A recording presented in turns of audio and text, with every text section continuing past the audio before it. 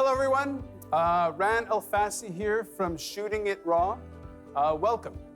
We're here today with three people who are, well, mad about the ocean. We've got Michael, Andrea, and Doug. They're mad.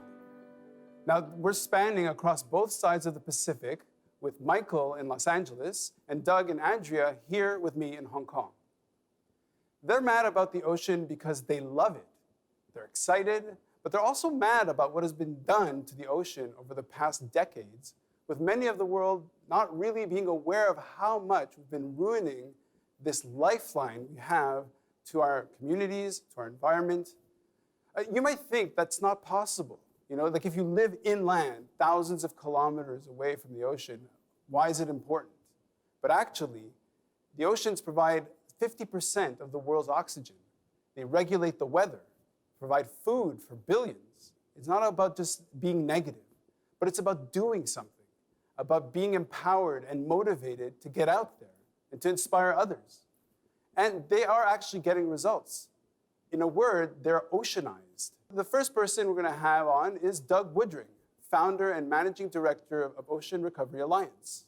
And he's been working on ocean protection, particularly plastic pollution, for over a decade. We also have Andrea Ritchie, executive director of the Hong Kong Shark Foundation. This is a Hong Kong-based charity that raises awareness about shark conservation and educates people to stop eating shark fin soup. And we also have Michael Klubach from Los Angeles, the executive director of the Malibu Foundation and Kids Ocean Day. So the first person I think we should hear from is Doug Woodring. And hi, Doug. Thanks for joining us. Thank you, Ran. So I'm mad about the ocean because I love it. And I grew up in California competing in sports in the ocean and organizing races. And when I went to Japan, my first job out of university, I worked for one of the largest fishing companies in the world, trading seafood.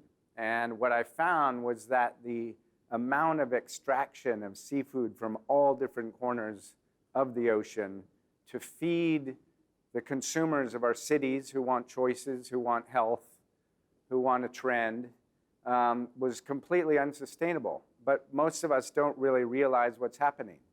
And we've created a term recently called the dried ocean. What is the dried ocean? Ocean is wet. It's a wet place, but it's becoming a desert. Over 80% of the largest fish in the world are now gone.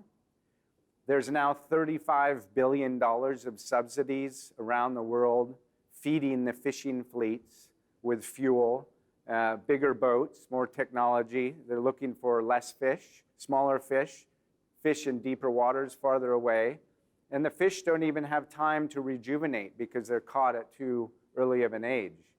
And so fast forward, this went to Hong Kong. One of the programs we created was a sustainable seafood event called Kin Hong Seafood Festival. Kin Hong means healthy in Chinese, and the reason we didn't use the word sustainable is because sustainable means level and keeping going at that same amount. And actually, we need a decrease. We need to give the ocean time to save itself and come back.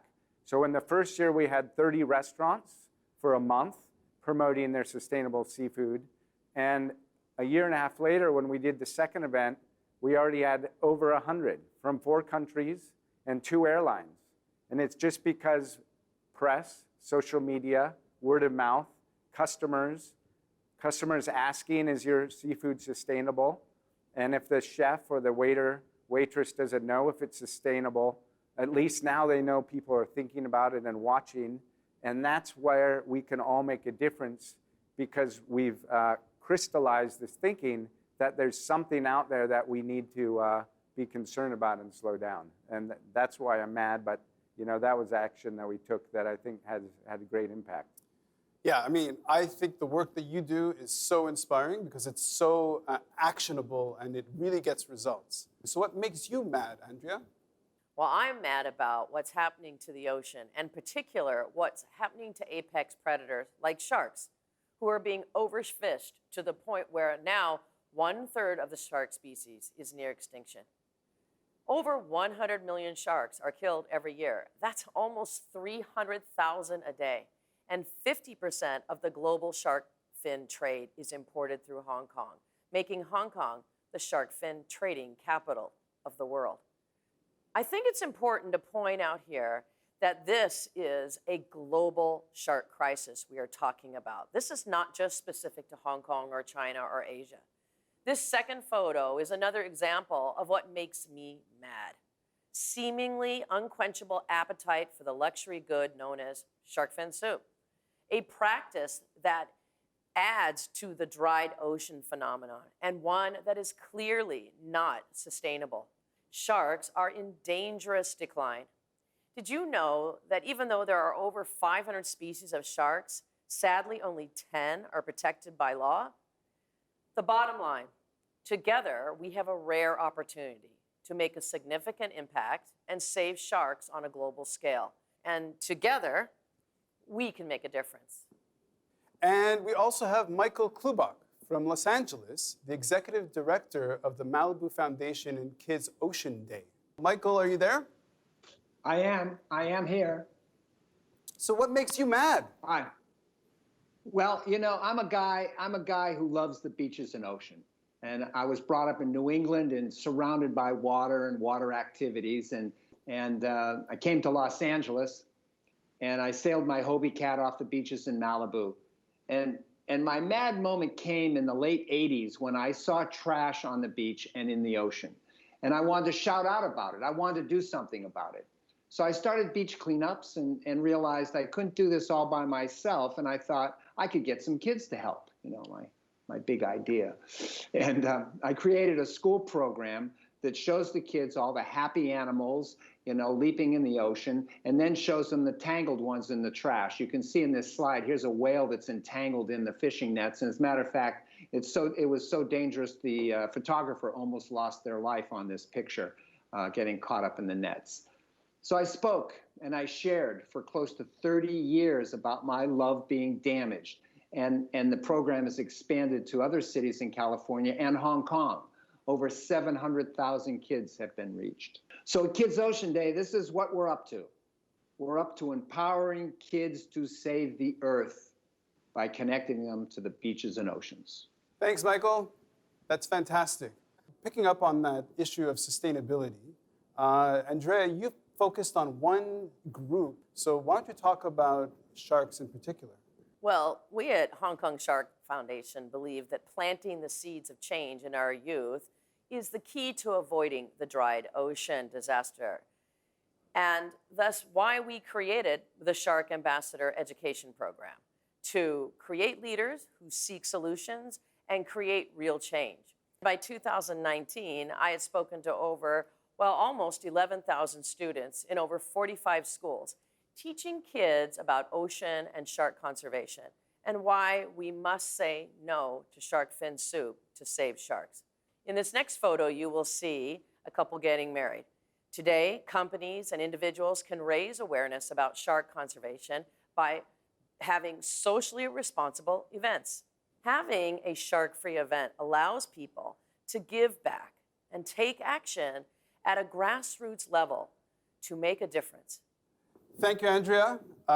Your work is amazing. I know Michael has been doing great work with the people out in his neck of the woods, his side of the pond. So, Michael, how have you been connecting with kids on your side? You know, the first year I went to schools, I organized a beach cleanup. And I found the demand was so great that almost 3,000 kids came out. Many of the kids had never been to the beach before. And we've been at it for close to 30 years. One year, we actually got close to 6,000 kids on one beach on one day. That was over 100 busloads of kids. It was a wild, wonderful day. The kids do a cleanup, they have lunch, and then they gather together to form massive images on the beach with their bodies. Sometimes a whale. Here in this slide is a Hong Kong shark. You can see we did this in Hong Kong, and it's a shark with his fin missing or cut off. And the kids are sending giant messages to the world about the ocean, and media around the world has shown these pictures. Many thousands of kids have participated. So this work is not possible without many people joining hands together.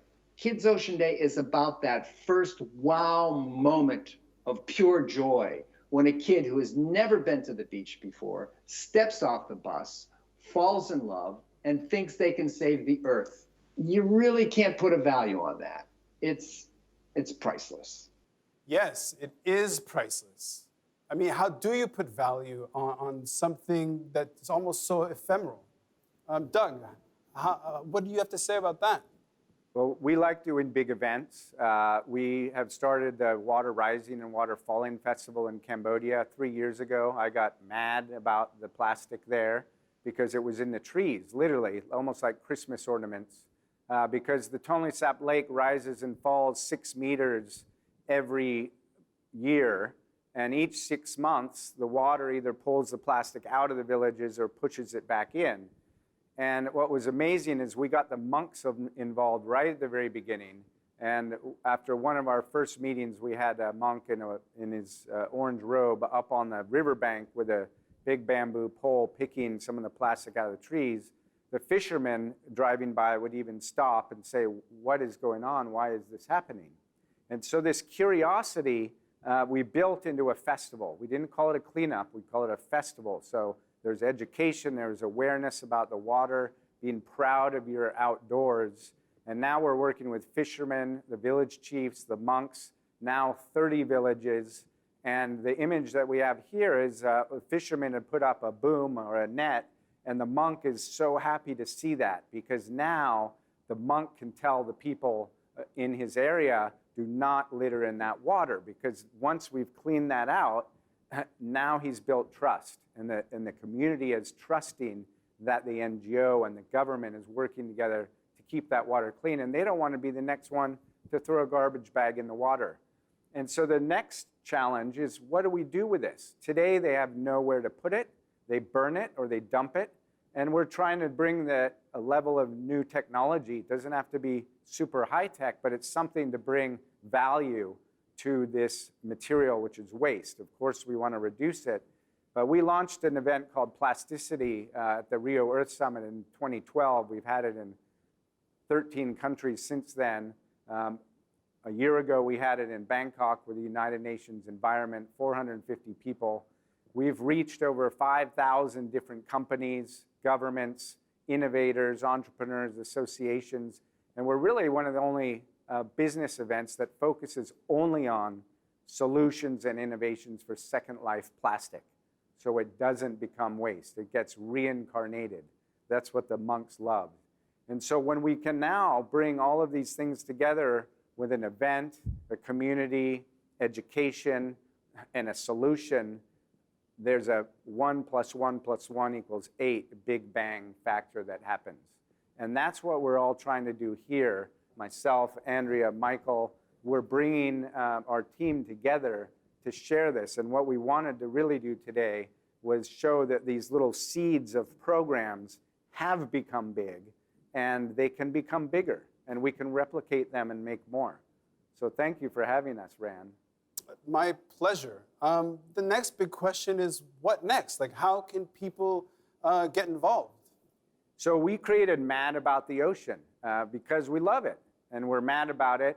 But now, from two sides of the Pacific, Michael in California and myself and Andrea here in Hong Kong, we're doing workshops, webinars, everything within the confines of the new world to help businesses, employees, students think about how they can take their programs and make them better.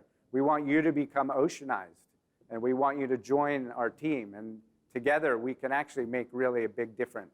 Thanks for having us. So we look forward to speaking with some of the people who got to see our show today. It's hard not to feel totally awed and inspired and maybe even intimidated by the quality of the work. But it's not that's not where it's coming from.